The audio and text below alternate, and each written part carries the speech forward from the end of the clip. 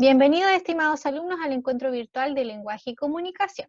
Hoy día seguimos con el lenguaje figurado.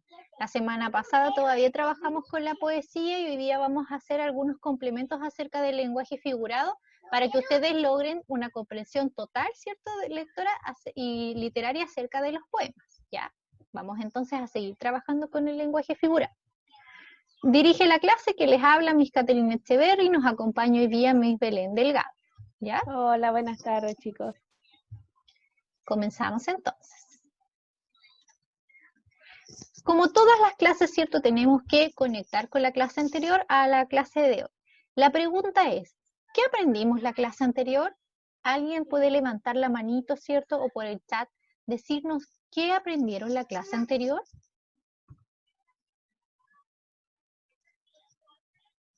¿Quién me puede decir qué aprendimos la clase anterior?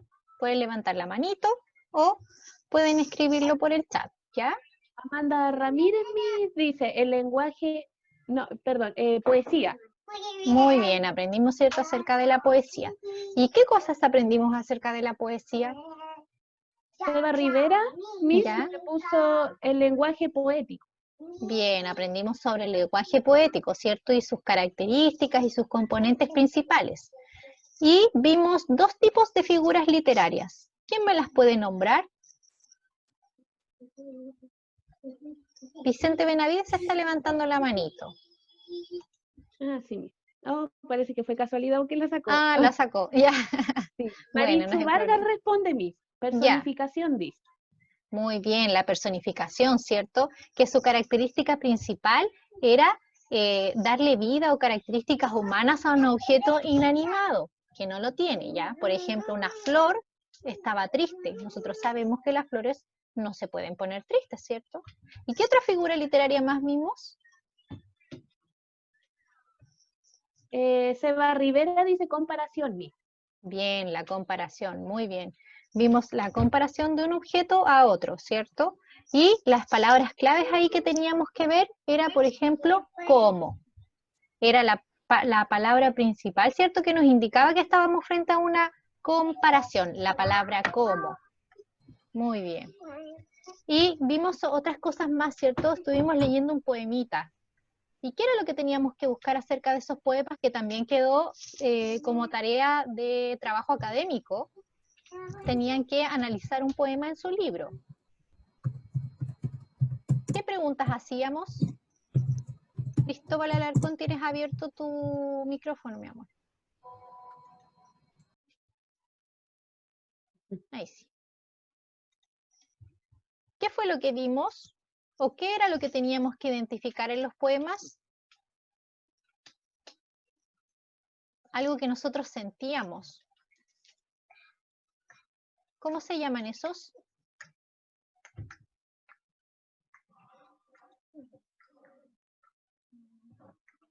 Los sentimientos, muy bien, ¿cierto? Teníamos que identificar los sentimientos, muy bien, Maritzu, las emociones, muy bien, súper bien.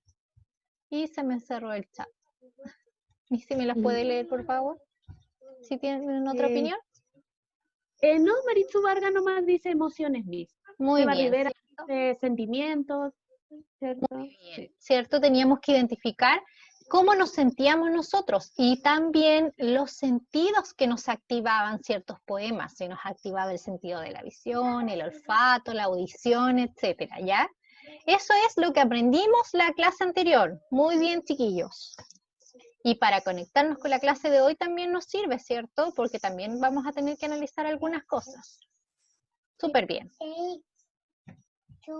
El objetivo es el mismo con el que hemos trabajado varias clases, ¿cierto? Que ustedes puedan leer y familiarizarse con repertorios de literatura para aumentar su conocimiento del mundo, ¿ya? Esto es súper importante porque ustedes a través de la literatura y de la lectura abren su mente y conocen otros mundos, conocen también otras ciudades, otras realidades a través de lo que nosotros leemos. Sin pensarlo nos podemos trasladar, ¿cierto?, a Francia, a Italia, etcétera. Nos podemos teletransportar a otros países. nos podemos, ¿cierto?, transportar a otras realidades, a otros lugares, a otras ciudades, como les decía. Nosotros leímos en la clase anterior un poema, ¿cierto? Y todos nos teletransportamos hasta la playa. Estábamos leyendo, ¿cierto?, un poema y muchos se teletransportaron y se acordaron de otros lugares, ¿cierto? Y entonces también es importante que nosotros también podamos desarrollar nuestra imaginación a partir de todo lo que leemos y, por supuesto, reconocer el valor social y cultural de lo que leemos, como por ejemplo cuando leímos los mitos y las leyendas. Por eso es súper importante este objetivo. Y lo que tenemos que repasar son cómo se compone un verso, ¿cierto? Porque, perdón, cómo se compone un poema, ¿cierto? Es súper importante. Los versos y las estrofas. Tenemos, ¿cierto?, aquí un verso, 2 versos, 3 versos, 4 versos. ¿Qué son los versos entonces? Son las líneas que contiene un poema. Y juntas forman una estrofa. Aquí tenemos una estrofa de 4 versos, ¿ya? Es súper importante que ustedes tengan claro la estructura de un poema, porque más adelante van a tener que escribir también poemas, ¿ya? Entonces es importante que sepan que los poemas se escriben en versos y que los versos forman estrofas, ¿ya? Un verso puede tener 10 una estrofa puede tener 10 versos, 5 versos, 2 versos, dependiendo de la composición poética, ¿ya? Pero el conjunto de versos se denomina estrofa y el conjunto de estrofas se denomina poema. Los poemas tienen sonoridad, ¿ya? ¿Qué significa que tengan sonoridad? Que tienen ritmo. Y hay diferentes tipos de características que hacen que un poema tenga sonoridad. Tenemos las rimas, que son asonantes y consonantes. Y también tenemos rimas libres. Las rimas son simplemente una repetición de sonidos. Cuando nosotros se nos repite un sonido constantemente. Y como les mencionaba anteriormente, hay 3 tipos, de rimas. Están las rimas asonantes, las rimas consonantes y las rimas libres. Las rimas asonantes solamente se repiten las vocales, ¿ya? Esa es la rima asonante. Aquí tenemos un ejemplo, como lo pueden ver. Los versos dicen: este niño brusco y loco viste túnica amarilla y se arropa en las mañanas con un manto de neblinas.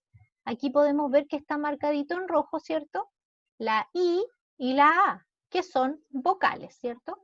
Y acá abajito nos rima con la I y con la A, que también son vocales, y nos coinciden el segundo verso con el cuarto verso, ¿cierto?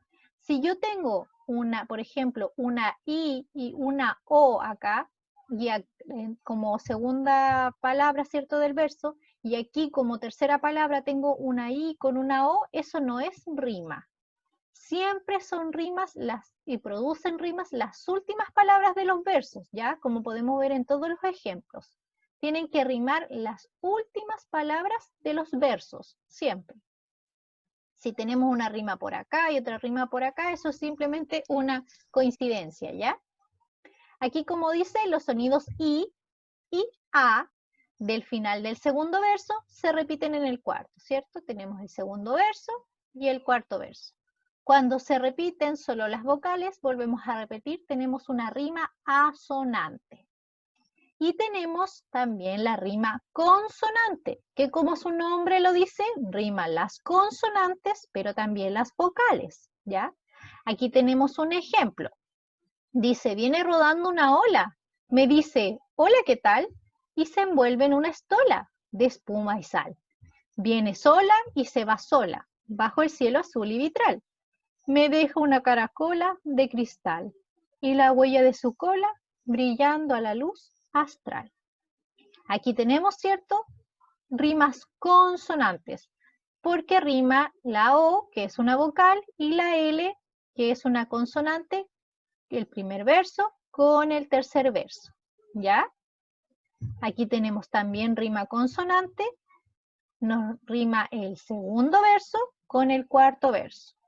Aquí también tenemos rima sonante y nos van rimando, ¿cierto? Todas las verdes son las rimas que terminan en ola y todas las rojitas son las rimas que terminan en al, ¿cierto? Como tal, sal, vitral, cristal y astral.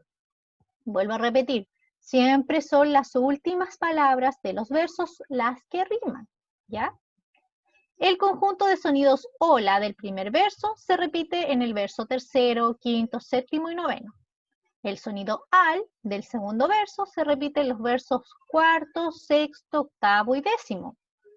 Cuando se repite el sonido completo del final de un verso, tenemos una rima consonante, ¿ya? Y la última rima, que es la rima libre, que son versos, ¿cierto? Chiquillos, ¿alguien tiene su micrófono abierto, Miss? Si puede silenciar todos los micrófonos, por favor. Sí, Miss, ya está Entonces, silenciado. gracias. Entonces, ¿cierto? Tenemos la rima libre, que es un poema que tiene rima, como su nombre lo dice, libre. No tiene rimas libres, simplemente puede tener figura literaria, puede tener sonoridad por otro tipo de cosas que vamos a ver ahora, ¿ya? Entonces, tenemos rima asonante, consonante y rima libre. Tenemos las décimas, que son tipos, ¿cierto?, de poemas que tienen mayor sonoridad y que también tienen una estructura, ¿ya? ¿Cuál es esta estructura? Es la que vamos a ver ahora. La décima es un tipo de estrofa utilizada frecuentemente dentro de la poesía popular chilena, ¿ya? Violeta Parra tiene muchas décimas. ¿Cuál es la estructura de la décima? La décima es una estrofa poética, ¿ya? De 10 versos. Aquí tenemos el ejemplo, ¿ya? Aquí, ¿cierto? Contamos 10 versos. Entonces, lo primero entonces es que es una estrofa poética de 10 versos y aquí tenemos 10 versos, como lo pueden ver. Su estructura está definida. Es A, B, B, A, C, C, D, D, C. ¿Ya? Como la pueden ver aquí. A rima con A y rima con A. B rima con B. C rima con C y con C aquí al final. Y D rima con D juntas. Esa siempre va a ser la estructura de la décima, ¿ya? Nunca va a ser A, o C, C, C. Siempre va a ser A y A. Siempre van a estar esas dos rimas juntitas, B, B. Siempre van a estar juntitas estas dos C con el verso, décimo. Y siempre van a estar juntitas estas dos D, D. Esta es la estructura predeterminada de una décima, ¿ya? No se puede cambiar, está predeterminada. Si ustedes quieren escribir una décima, debe ser con este orden. Y obviamente tiene que rimar, ¿cierto? Como por ejemplo aquí, compañera, quisiera y espera. Vecino, destino. Y, ¿cierto? Aquí nos explica cómo rima. El primero con el cuarto y el quinto riman, ¿cierto? El segundo con el tercero rima. El verso 8 con el 9 riman y los versos 6, 7 y 10 riman. Esa siempre, vuelvo a repetir, va a ser su estructura. ¿Ya? Aquí también tenemos el ejemplo, ¿cierto? Más claro, con el color, ¿cierto? El primer verso rima con el cuarto y quinto, con el color que corresponde a cada uno. ¿Ya? ¿Alguna duda, Miss, hasta aquí?